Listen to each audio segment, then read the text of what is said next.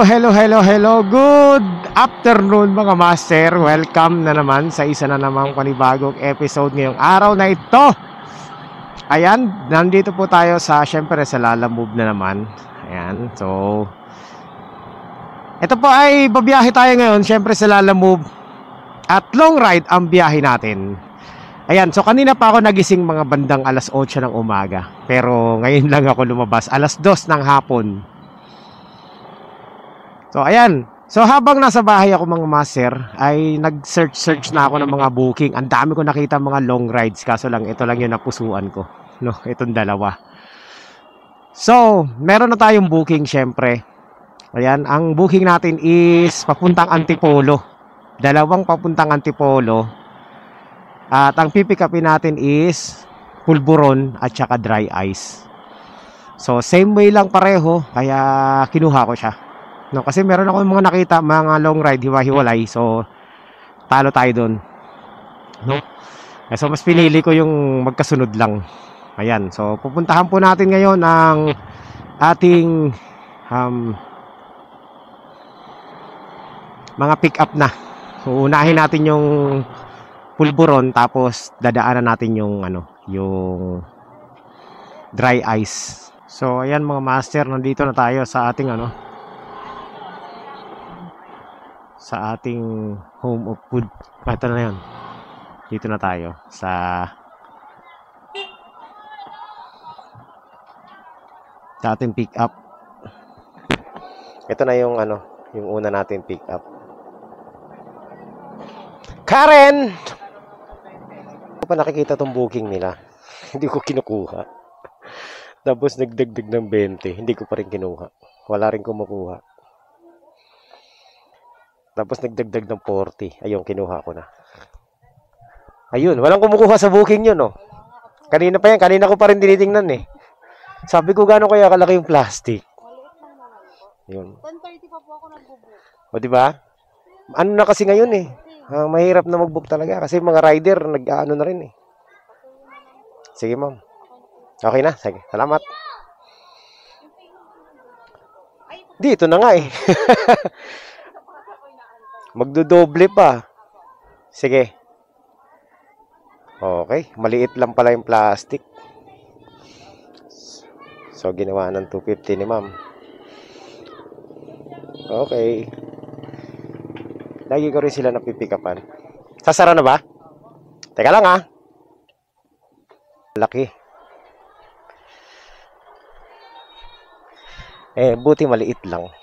Okay. Pwede pa natin sabayan to. Isa pa. So yung mga pick up natin ngayon mga master, mga regular na rin natin to. Napipick upan na. Matagal na since na nag-start tayo ng Lalamove. Lagi na natin napipick upan to. Yung Pulburon na yan. Kaya naka-heart na sa akin yung Pulburon na yan, eh. Tapos yung Newtek, yung Dry Ice yan, ilang beses na rin tayo nag-pick up dyan. So kaya familiar sa akin yung mga booking nila. Yan. So, nandito na tayo mga master sa sa ating tawag nito, pick up. Ito dito yan.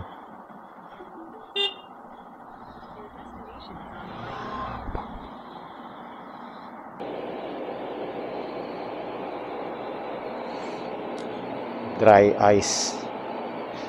5 lang to mga master.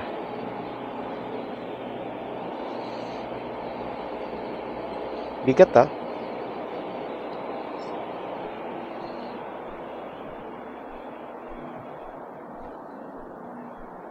Dito ko na nalalagay sa natin, sa box natin. Para hindi sila maghalo-halo. Agoy, magiging malamig ang ating box mga master. O yun,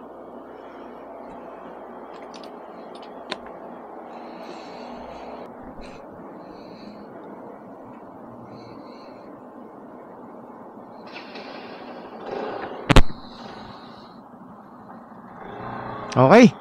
So let's go mga master. At ituloy na natin yung kwentuhan natin dito sa Lalamove.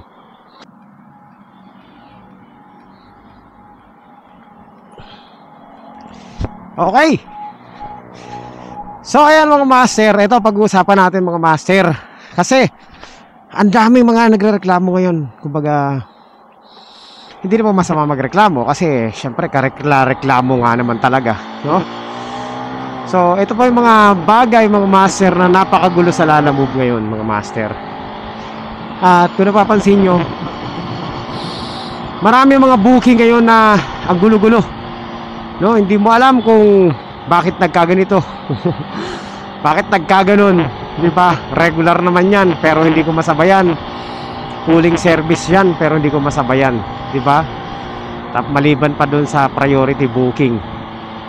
So ito po mga master ang dahilan niyan, no? Ngayon dito sa Lalamove, kay pooling, kay regular booking, halos pareho na yan ng priority. Paano siya magiging priority mga master? Kapag linagyan ng kliyente ng oras yung kanyang booking, no? Noong nakaraan sinabi ko na rin yan mga master.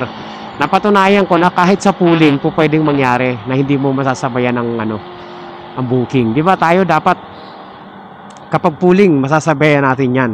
Pero bakit may mga pooling na hindi na masabayan? Nakakabuisit, di ba? Kasi nga ang baba na ng fare tapos hindi mo pa masabayan. Tapos may mga regular na kinuha mo siya hoping na masasabayan mo pero hindi mo na rin masabayan. Di ba? Para na rin siyang priority. Di mas maganda pa palang kumuha ka ng priority over doon sa regular at saka sa pooling service na yan. So paano po nangyayari yan mga master? Yun nga, ulit-ulit ko sinasabi, kapag linagyan ng kliyente ng oras yung booking, di ba? Halimbawa, ito si kliyente buraot, nag-pooling service, tapos linagyan niya ng oras yung delivery time.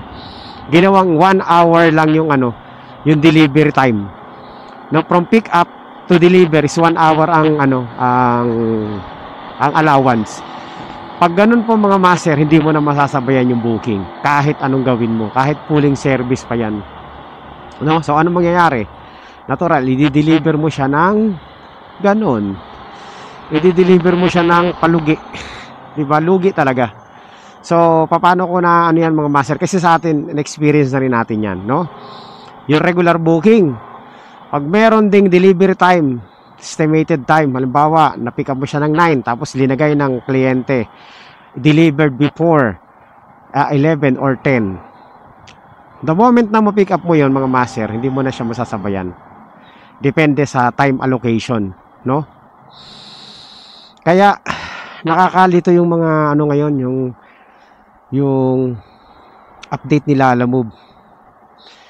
Sobrang hindi siya rider friendly mga master. Kumbaga pabor siya sa mga kliyente. Kasi kung malalaman ng mga kliyente yan, mas lalong magkakagulo ngayon ang app. Dahil yung iba, ang booking nila ilalagay na lang nila sa pooling service tapos lalagyan na lang nila ng oras. So magiging single book na lang yun mga master kahit pooling service yun. Nagit nyo? Yun po ang ang update na hindi katanggap-tanggap mga master. Bilang tayo matagal ng rider sa Lalamove, nakita na natin yung mga pagbabago. Nakita natin yung mga update. Grabe, ang lupit nito. Ito na yata yung pinakamalupit na update na nakita ko dito kay Lalamove. Kulang na lang talaga ilibre na lang yung yung delivery. Kasi imaginein mo, parang tinanggalan nila Lalamove. Linimitahan niya na kumita yung rider. 'Di ba? Na imbis na regular booking yan, masasabayan ng pooling service, masasabayan ng another regular booking, pero hindi na magagawa dahil dun sa update na linagyan ng delivery time yung mga booking. Alright? Kaya po napakahirap kumuha ng booking ngayon, sa totoo lang. Kailangan talaga basahin mo yung details bukod sa makikita mo sa taas nakalagay regular, pooling or priority. Bukod dyan, babasahin mo rin sa baba. titingnan mo kung may delivery time. So kung pooling service yan at walang delivery time, tapos regular yan at walang delivery time, okay lang, pick upin mo, no? Pero kapag nauna mong pick upin yung mga may oras na yan, promise, magagaya kayo sa akin, hindi mo na masasabayan yan. Given na yung yung priority service. Alam na natin lahat yan na kapag priority, hindi talaga masasabayan.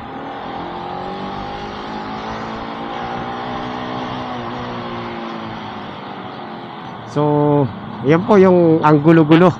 Kaya ang dami rin nagpo-post sa mga page ni Lalamove na bakit ganon. Lugin-lugi naman sila na kumuha sila ng pooling service hoping na makakakuha pa sila ng ibang booking, pero hindi nila ma-swipe yung kasunod. Ang nangyari, yung pooling service naging priority na. Masaklap ng mga master. Okay lang kung hindi pa na-pick up, pwedeng cancelin ni rider eh. Kaso pag na-pick up na, nandun na sa'yo, wala na. Obligado kang i-deliver. Diba? So, dun sa mga rider na mga baguhan pa lang sa Lalamove or yung mga hindi pa aware sa ganitong klaseng update ni Lalamove, ayan, sana mapanood nyo yung video na to para mabigyan kayo ng pabala kasi napaka-unfair talaga nung system. So, linimitahan na yung oras natin, linimitahan na rin yung pagkita ni rider. Ang pabor dito kasi, pabor na pabor talaga ito kay Lalamove, no? At saka pabor to sa kliyente, syempre. Mapapabilis yung mabilis nga naman yung delivery, pero napakaburaot naman ng fare nun. Ang baba ng fare, mga master. Lalo na matsambahan mo yung pooling service na mayroong delivery time. Di tapos ka na. Wala na. Kaya ako ngayon sobrang aware na ako sa mga booking.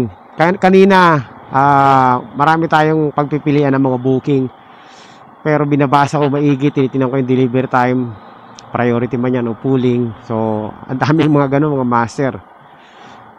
So kaya dun sa mga baguhang mga rider, kahit yung mga datihan na hindi pa aware, para maiwasan yung mga ganyang klaseng pagtanggal ng yung tipong pagbawal sa atin mag-swipe ng pangalawang booking o pangatlong booking, huwag muna kayong kukuha ng may mga delivery time. 'Di ba? Regular booking man yan o pooling service yan, kasi the moment na makuha mo yung merong delivery time na booking, hindi ka na makapag-swipe, lalo na kapag yung delivery time malapit na, no? Ayun, yun lang. So yan yung magulong update ni Lalamove ngayon, na hindi man lang naging pabor sa atin, sa mga rider yung update. Wala man lang ako nakitang naging pabor. Talagang parang ginigipit ang mga rider.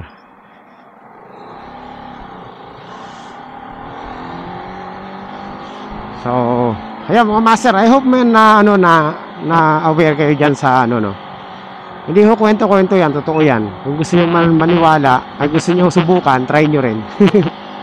Maniniwala kayo o hindi, okay lang din sa akin kasi ako nasubukan ko na. So, pero kung gusto nyo pa rin ng konkretong ebidensya, i-try nyo rin kumuha ng booking para at least ma-experience nyo rin yung na-experience namin. Pero mas maganda na to na nabigyan ko kayo ng babala para at least, di ba, hindi na kayo alam nyo, may positivity naman to, may positive side naman yung ganyan. Pag nalaman ng mga rider yung mga ganyang sistema, magiging aware na sila, magbabasa na sila ngayon, no? Hindi na basta kuha ng kuha lang, di ba? Yun ang mangyayari nun. Matututo na ng pagbabasa. Kasi hindi nagbabasa eh.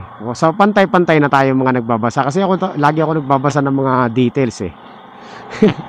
Lugi ako dun sa mga sa mga bibilis mag-swipe eh. So ayan, kagaya ngayon mga master. Kanina, ang dami ko nakikitang booking, mga ganun nga, may mga oras, di ko siya kinukuha. Tapos itong dalawang to, hindi ko pa rin kinukuha itong dalawang to kasi yung details kulang. So, ayun, nung nagdagdag, tsaka ko lang siya kinuha. At tinawagan natin, yun na nga, na-confirm naman natin na maliliit lang. So, yun, naging good side naman.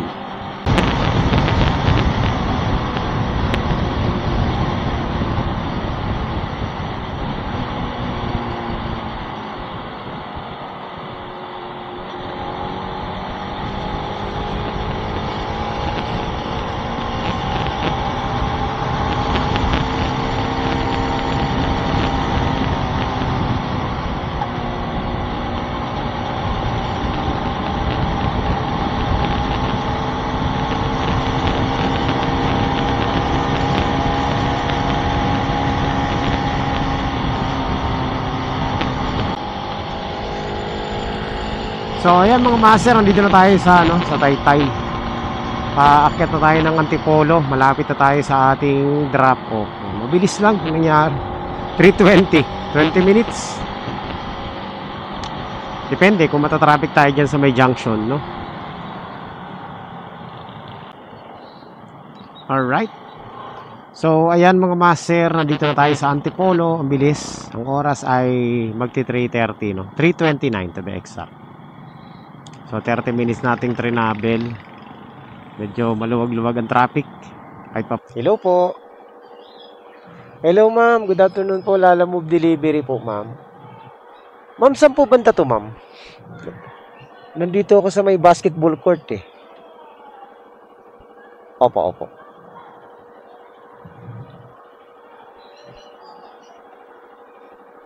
Number 1. Yung may number 1 po na nakalagay. Teka, picturean ko lang tayo hawak mo na, pipicturean ko lang. Ay, ayaw mo no, madami pa, mabigat. Teka, picturean ko lang ng 460 pesos. Not bad.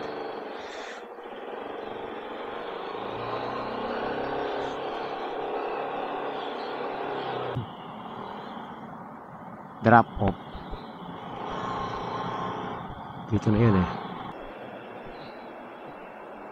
Hello ma'am, nandito na po ako ma'am sa RDU expansion. Okay. Pampalamig. Yan, 206 lang. Tama ba? 206 lang. Mga sobra pa yata, 246. Alright, so yan mga master. So magpapagas muna ako dito kasi mura gasolinahan dito. Mura gas dito mga masters. Saan? So ito mga master yung patunay. Ito yung sinasabi ko sa inyong booking na huwag nyong kukunin. Ayan pooling service yan Pero linagyan ng kliyente ng oras. So deliver October 14, 5:30 PM to 6:30 PM. Ampere niya 202 papuntang Imus pooling service. Ang oras ay 4 ng hapon. Mga master, alanganin na yung 5:30, no? Hindi mo na masasabayan yan. So, itong pooling na to, magiging priority na yan. Tapos, mababa yung fare. Hindi mo na masasabayan yan, mga master, kahit anong gawin mo. Kaya wag kayong kukuha ng ganyang booking na mayroong delivery, no? Delivery time. Kasi kahit pooling service yan, hindi mo na masasabayan yan. 5:30, isang oras lang ang diferensya. Ganyan na nangyari sa akin noong nakaraan. Regular booking yun Tapos isang oras ang diferensya, hindi ko na siya masabayan, no? Makukuha mo yan mabilis, pero hindi mo masasabayan yan. Yan, huwag kayong kukuha ng ganyan mga master, no? Pwede kayong kumuha kung panghuli nyo na. Pero kung una mo, naku po, wag kang susubok, sigurado iiyak ka lang. Antipolo Taguig. Ito, Antipolo Taguig, Priority naman kasi. Pero pwede na to, no? Pwede to, priority. 225 is Starbucks Uptown. 18 kilometers lang Tirahin kaya natin to. Ang layo ng pick up 5 kilometers away. Pero pwede na. Papuntang Taguig mga master. Tingin ko documents lang to Sige, tirahin na natin to. Tapos sa Taguig na lang tayo mag-antay ng mga booking, no? Okay, let's go. Ayan ayan, priority kinuha ko. Kasi si single book lang natin yan. Dahil magmamadali na tayo.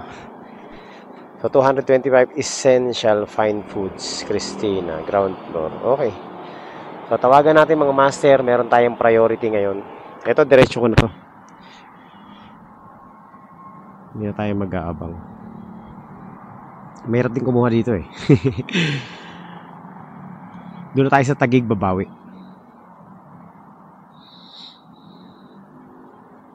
Yan.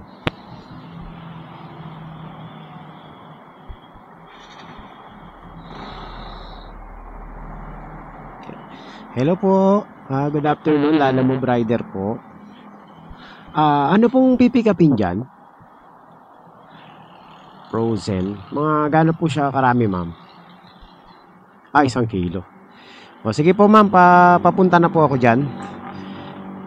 Kaso 5 kilometers away pa ako. Medyo matraffic ng konti pero didiretso po ako dyan. Ito mga master, nandito na tayo. Hindi ko lang alam saan banda rito. Pero sabi, on the right daw. On the right. So at least dire-diretso na to. Yung sinasabi nilang pwede raw sabayan ng priority. Hindi yan totoo mga master. After 20 minutes. Hindi pwede. O kaya sa malayo. Hindi totoo. Talagang pag priority, single booking lang yan.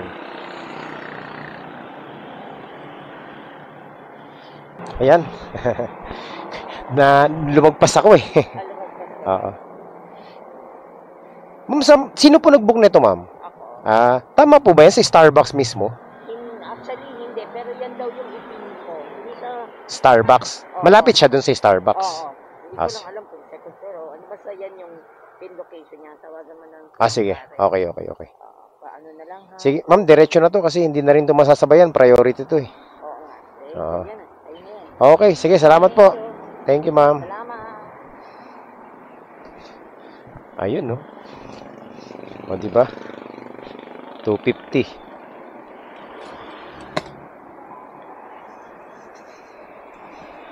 Diretso na talaga to. Okay, meron na tayong 250. Uy, kumita na tayo mga master. Maganda yung run natin ngayon, ah.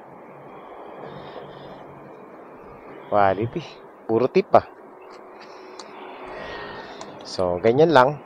Pag nagmamadali ka, kuha ka ng priority. O, diretsuhin na natin to mga master. Wala nang dahilan to para ano pa, magpatumpik-tumpik pa tayo. Na tayo sa Ortigas Avenue mga master at medyo matraffic pero hindi pa naman ganun kabigat. Medyo lang. Nakakatakbo pa naman tayo ng maayos-ayos. At nagmamadali na rin ako kasi ano, para hindi tayo abutin ng sobrang traffic. Makalagpas lang tayo dito sa Ortigas Extend Avenue. Okay na ako dyan. Sa C5 makakalusot na tayo ng maganda-ganda.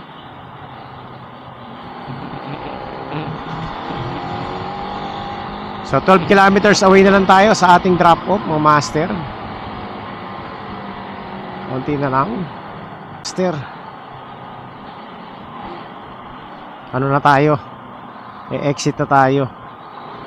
Grabe yung traffic dun sa Ortigas. Buti na lang nakasingit-singit tayo na maganda-ganda.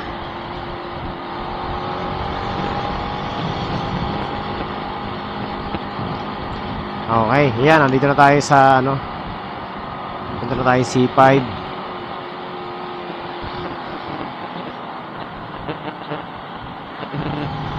Alright, so sana maganda yung traffic dito. As usual, traffic pa rin sa C5.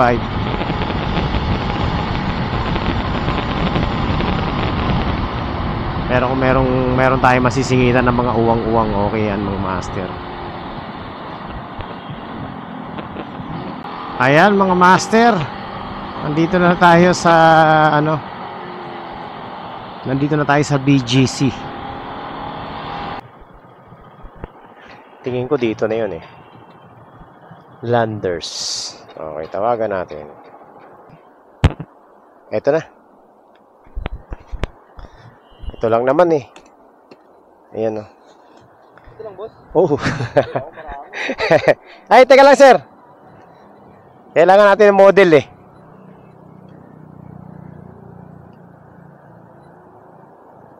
Yan, yan, yan. Okay, smile. Ayun, oh, nakaganon pa, oh.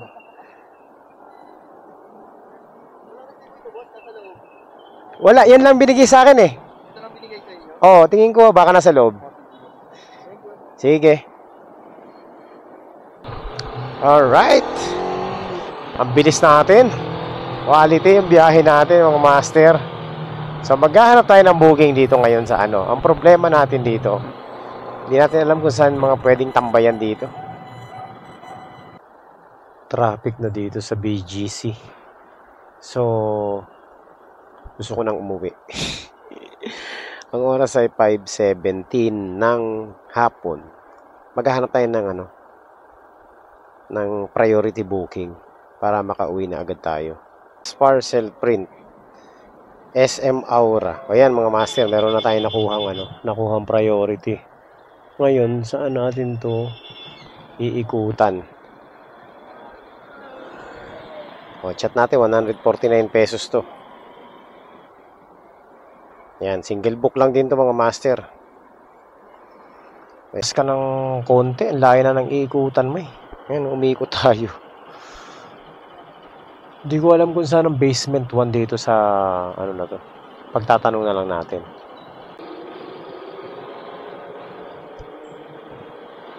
Saan kaya yun?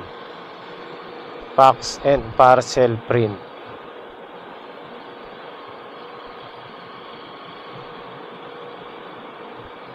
Andito lang daw yun sa basement eh. So ayan mga master, na-pick up din natin. Ay, tama ba? O yan, na-pick up din natin.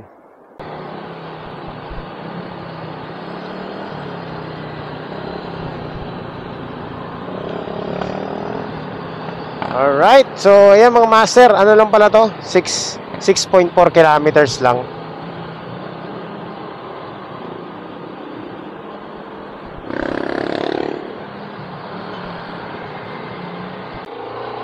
Okay, so ayan mga master, nandito na tayo. Konti na lang. Saan kaya ito? 5.9. Okay, so malapit na tayo mga master. 5.7.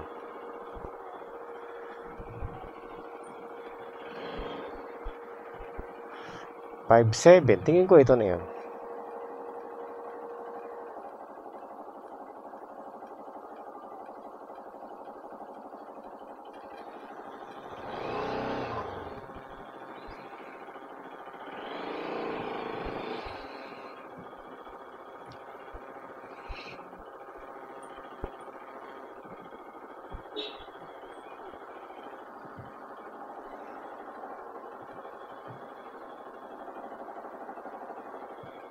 Lalamove.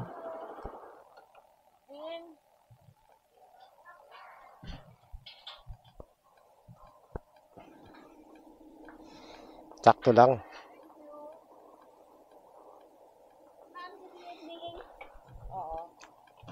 Ano lang ma'am?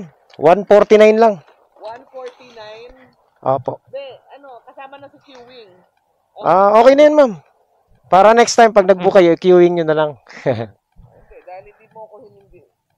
Ikaw ba yung tumawag dun sa fax and parcel? Ano? Ikaw ang tumawag? Opo. Kasi wala pong kontak kasi doon. Oo. May tumawag daw kasi sa kanila, sabi ayaw daw nung rider pumasok. Ha? Hindi po. So, sigurado ba kayo? Sinabihan ko yung rider ko na mag-parking. Umikot lang ako ma'am, umikot ako ulit. Pero sabi ko, paano siya tatawag sa inyo? Wala naman yung number Oo.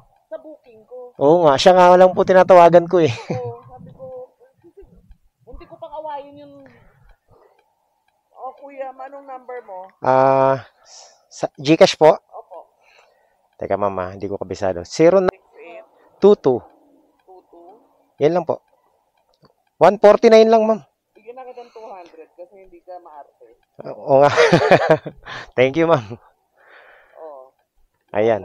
Payment.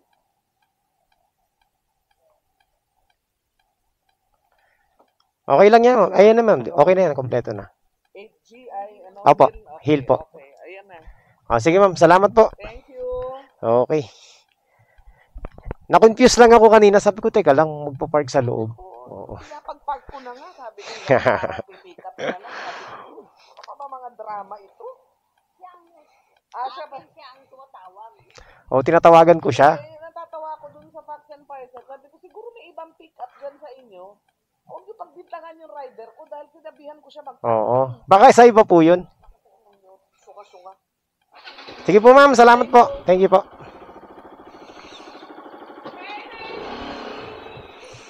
Yan Bait ni ma'am. 149 lang. Ginawa niya ng 200 kasi hindi raw ako maarte. Tama naman, 'di ba? Hindi naman tayo maarte. Tinatama lang natin yung yung booking. Ganun lang mga master, explain mo lang na maigi sa maayos sa inyong client, 'di ba? Tapos sasabihin ng basher natin, maarte tayo. Si ma'am na nga nagsabi na hindi tayo maarte. Kasi pinaliwanag ko sa kanila maigi kung ano ba yung dapat na gawin. Yun. So, yun lang mga master. So, ang ganda ng biyahe natin ngayon, no? Kung kailan late na tayo lumabas, at saka pa ang ganda ng biyahe natin. Ay, ano ba yan?